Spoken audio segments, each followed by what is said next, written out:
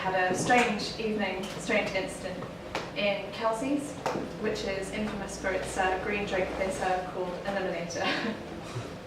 So this one's called After Dark. It begins at 8 p.m. That's when the change gets started, with front doors parted and the summer light slanting in insouciantly, slouching, prowling, transforming into a late-night jazz recording of piccolo preteens gathered round the local shops and bus stops, the brass sliding of men from the slipstreams of work into nearby bars, whilst the streets empty of cars and the lamplights trickle on, the colour of warning signs. The beat changes, drops in unexpected places. You follow where the flow goes, into dens of students, and the kinds of locals your aunt knows but doesn't really, because who can know clearly what the night begins to make of them? Spilling words like knock pints across the floor, placing orders for one more, squaring up to taller men and giving them what for. And their loose-lipped minds leak fears that are contagious, make nothing seem outrageous, only dangerous. And then Tom comes over to your table, slams a hand down, unstable. And you know his name because he's grabbing hands to shake. Trades you another's and tells you to take note of hers, all 5 of you, because she put a shoe to his head stiletto first. He tells you she was mad, so he's stolen her purse. But you knew his name before all this, because a half hour before your friend took a piss and met him at the urinal, saw him punch his fist into the wall so hard he cracked a tile, a trace of white dust at the upper lip of his smile, and now he's handing you a stranger's money, asking, honey, what's someone like you doing here? These late night hours have made him unrecognizable. No longer man, but something wild and not quite bipedal, so you say he's had too much to drink, and you don't think that he should talk to you. He apologizes, says he's only had a few, tries to tell you some story about how he's fucked up, about how his little sister's waiting up, and something about Yakov when he gets home, that it's not his fault, that she has some syndrome. He gets carried away, begins to lose sway of his own limbs, knocking into things. So the sentry at the door steps out of the shadows, steers him away by his intruding elbows, and sees him out. You try to forget about him, and the night goes on, stretching out long. But by round 4, Tom's been back twice more, with bloody threats on his tongue. It's as if the bouncer lets him run right through each time, forgetting his blank space of a face, animated now by only shadows of a mind. And no one seems to find him until he's screaming the night black and blue. Found a new fight to pursue, or another kind of hit. And the last time he's thrown out, you think, that's it. You turn back to chat, and it takes you a minute, but then you see that one friend's not where he's supposed to be. And you tell yourself that he's gone out for a light, decided even to call it a night. But he was so drunk. And you imagine him walking, stumbling up the street, unable to place his roaming feet, and there's no way he'd make it home. So the group decides to get him on the phone, and it rings. It rings. It rings. And he picks up. Tom. The sound of his voice twists in your gut, feels all wrong, and he tells you your friend is going home with him. His cousin's made plans, is driving down a truck with 12 grams, and your friend is chipping in. When you get outside, your friend is fried, hanging by one arm from the rusted railings, nodding along to Tom's ravings like something possessed by the witching hour. The night air sour as you tell him that you are going home now, all of you. But before you're through, Tom's asking, you ever been stabbed with knitting needles? A wild jab of a gesture, and the fear in you free falls, and you say no, and begin to back away. You say you're sorry, but you can't stay.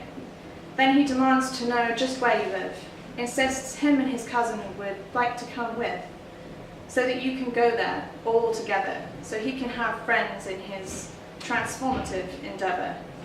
and your friend replies with the name of your street before someone grabs him and begins to retreat. Blue bulbs flash on, and you mistake it for lightning. Realize it's the police who just keep driving. They don't seem to realize that anything's wrong. Don't glance at you twice before moving along, and Tom throws a bottle you didn't know he had. Yells at them to come back so he can give them a stab. You move away into the night. Tom says, "All right," lifts his hands in defense, then crosses the road, and you feel the suspense drop. Let it go enough that the shaking stops. Each foot falls loud in the strange disquiet. The street unfamiliar, the trees in a riot. The bins flap like nightmares in the pacing wind, and the sky feels alive with each echo twinned. You walk faster, think harder, stop as you hear a sound like thunder, or shots, as Tom slams a fist against the window of a shop, against the signs of every bus stop, and he is parallel to you now, armed with an anger the night will allow, and the moment he pauses to take a piss, right there in the road, as if nothing's amiss, is the moment you run heads down, fast. You don't know why, but one of you laughs. You think if you make it before he sees the door, he won't know where you went, or which one's yours. You bolt, flying, then brake at high speed, send each other reeling while someone fumbles for the keys, and someone is screaming as you fall through on your knees. You check the lock twice. Make sure you're inside. That you're all there, all still alive. That the footsteps have stopped, and you've locked out the danger. That space of distortion where places become strangers. Those hours after dark where it's hard to construe what you've made of the night and what it makes of you.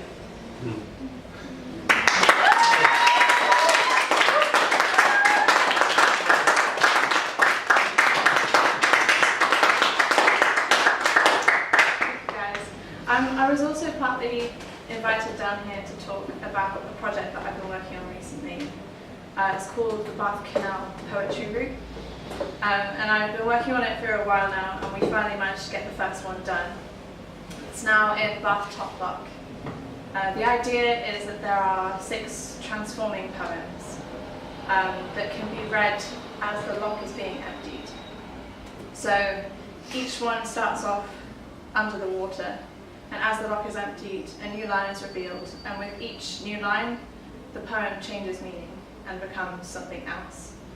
And it was kind of an idea to do with engaging with the surroundings as well, getting people to stop and look at the poetry and think about the space that they're in, on kind of daily commutes along the canal, to think about the canal as an alternative space for transport and a kind of creative space to be a part of. And I managed through a Go Get Funding page to get enough funding to do the first one, which you can still see, and hopefully this summer I will be doing the rest of them, but I will need more funding for that. So I'm going to be putting up the Go Get Funding page again and rebooting that.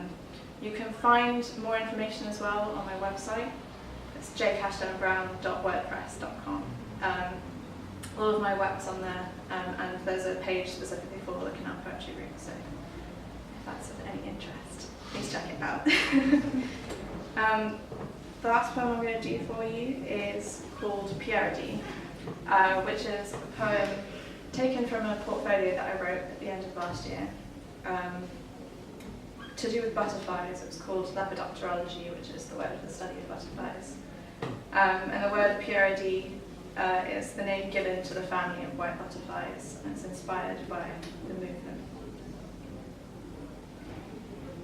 White wings over white hawthorns dart out across green fields and hedgerows, exhaling white worlds of new dreams to cloudless skies, and piercing the still with white snatches, catching on stray blades and blue jeans, and windscreens, and wing mirrors, and swing nearer white winter sleepers, sheerer than curtains in the wind of white hot summers, with a white that makes you notice the petal dark, with the white of dandelion puffs on bark, or the white breaths of white hydrangeas, or strangers spotted by the dance of white threads through white veins on black tongues on white petals, and white not white as whittled wood, but white as white's misunderstood.